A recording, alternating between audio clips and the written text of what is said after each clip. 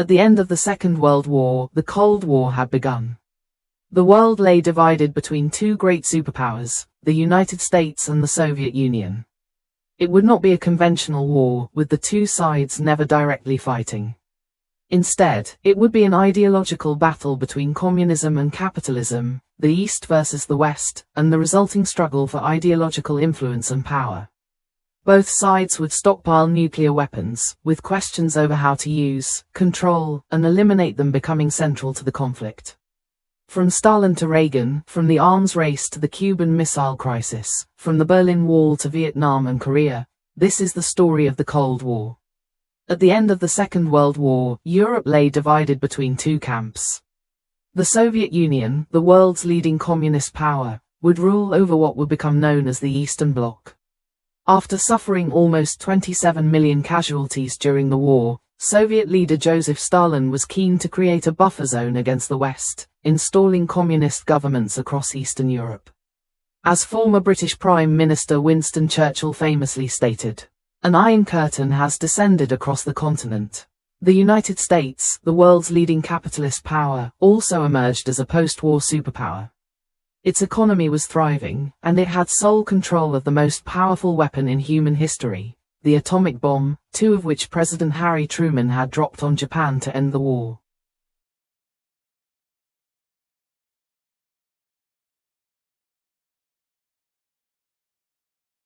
The Truman Doctrine. Hostilities began when Stalin delayed the removal of Soviet troops from Iran and pressured Turkey into giving him control over the Turkish Straits.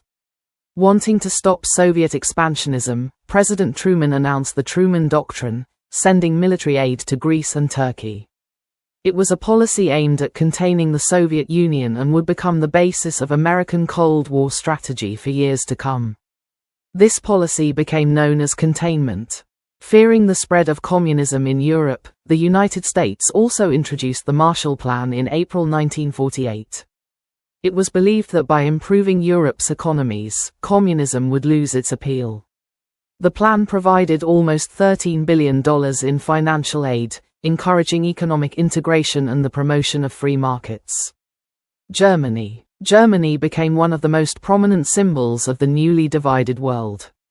After the war, the country was split in half. The Soviets occupied the East, while Britain, France, and the United States occupied the West. Berlin, despite being located deep inside the Soviet occupation zone, was also divided. In June 1948, Stalin began the Berlin Blockade, cutting off all ground access to the city in an attempt to force the Americans, British, and French out. President Truman responded by launching the Berlin Airlift. For 15 months, aircraft delivered supplies into West Berlin, eventually forcing Stalin to lift the blockade. With tensions rising, the United States and its allies established the Federal Republic of Germany in the West.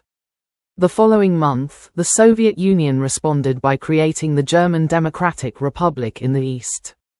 In response to growing Soviet influence, NATO, the North Atlantic Treaty Organization, was founded in 1949, bringing together the United States, Canada, and most of Western Europe in a defensive alliance against the Soviet Union. The CIA. To help stop the spread of communism, the CIA was established in September 1947. The organization grew rapidly over the following years. From 1949 to 1952, CIA personnel increased tenfold. Its overseas bases expanded from 7 to 47, while its annual budget rose from $4.7 million to $82 million. The agency would go on to interfere in developing countries where independence movements were often viewed as possible paths to communism. In 1953 and 1954, it helped overthrow the governments of Iran and Guatemala, replacing them with highly unpopular dictators. These actions would give the CIA an infamous reputation. China and Korea. Events in East Asia soon transformed the Cold War into a truly global conflict. In China, Mao Zedong led the Communist Revolution to victory in 1949, establishing the People's Republic of China. The United States responded by increasing economic support for its ally Japan to strengthen the region. It also began supporting French colonial forces in Vietnam, who were fighting against a communist independence movement led by Ho Chi Minh. In 1950, Communist North Korea invaded South Korea. At the time, the domino theory dominated American strategic thinking, the belief that if one country fell to communism, neighboring countries would soon follow. The United States sent tens of thousands of troops to repel the invasion. The Korean War lasted for 3 years. When an armistice was finally signed in July 1953, neither side had achieved a decisive victory. The border between North and South Korea remained almost exactly where it had been before the war. More than 2 million people had lost their lives. For the United States, however, the war reinforced one important belief. Communism could be contained. That lesson would heavily influence future American involvement in another Asian conflict, Vietnam. Khrushchev. After Stalin's death in 1953, Nikita Khrushchev became the new leader of the Soviet Union. Soon afterward, the Soviet Union established the Warsaw Pact to counter the growing strength of NATO. Khrushchev quickly gained a reputation as an unpredictable and provocative leader. In 1956, he threatened Britain and France with rocket attacks during the Suez Crisis. He was also famous for his emotional outbursts, including the widely reported incident in which he allegedly banged his shoe on a table during a United Nations meeting in 1960. When John F. Kennedy became President of the United States in 1961, Khrushchev turned his attention to Berlin. Since 1949, approximately 2.7 million people had fled East Germany, most escaping through West Berlin. Many of those leaving were highly educated professionals, creating a serious problem for East Germany. At a summit in Vienna in 1961, Khrushchev demanded that Kennedy withdraw from Berlin within 6 months. Kennedy refused. Facing growing pressure, Khrushchev authorized the construction of the Berlin Wall. On August 13, 1961, workers began building a barrier separating East and West Berlin. What started as barbed wire soon became a massive concrete wall. Standing 12 feet high and stretching for nearly 100 miles, it was reinforced with armed guards, watchtowers, and minefields. The wall became one of the most powerful symbols of the Cold War. The Cuban Missile Crisis. Kennedy soon faced another challenge. In 1959, Fidel Castro's communist revolution overthrew the Cuban government.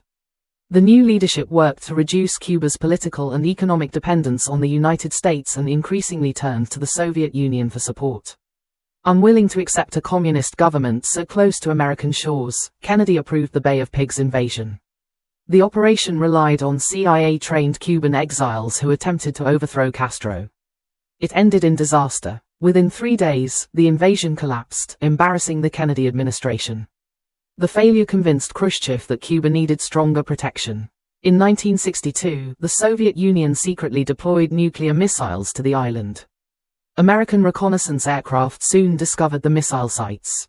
Kennedy responded by ordering a naval blockade around Cuba to prevent additional Soviet shipments from reaching the island. More than 140,000 American troops were placed on alert in Florida. For the first time in history, the United States raised its military readiness to DEFCON 2. The world stood on the brink of nuclear war.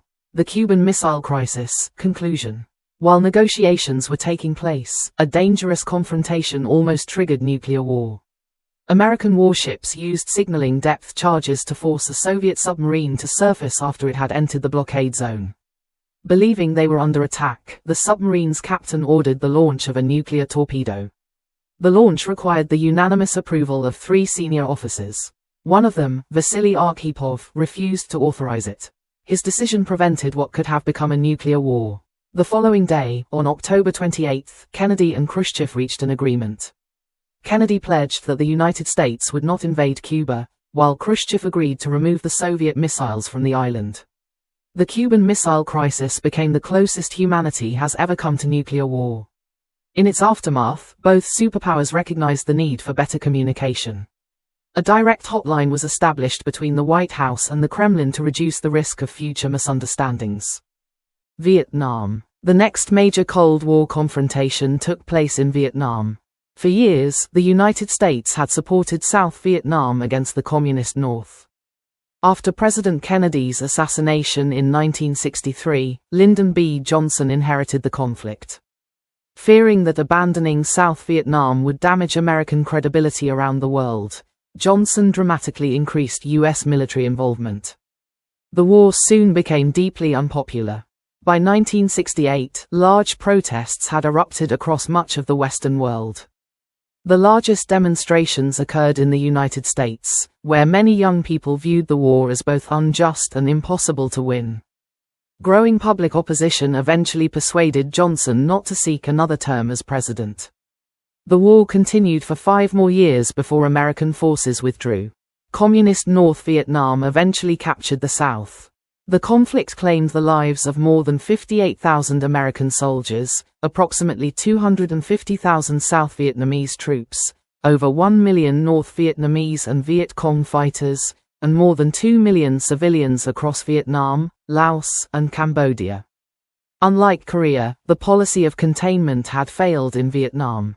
Détente. By the mid-1960s, the Soviet Union faced growing internal problems. Nikita Khrushchev had been removed from power and replaced by Leonid Brezhnev. His leadership became associated with corruption, economic stagnation, and declining living standards throughout the Soviet sphere.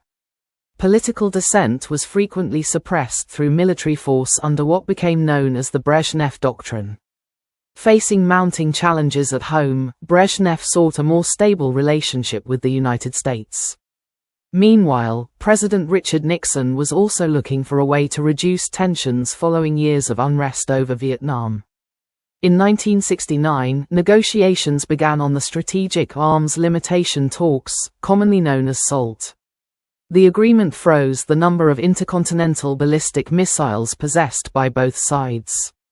This marked the beginning of détente, a period of reduced tensions between the superpowers.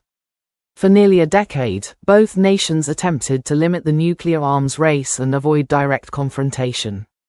However, the period of cooperation would not last.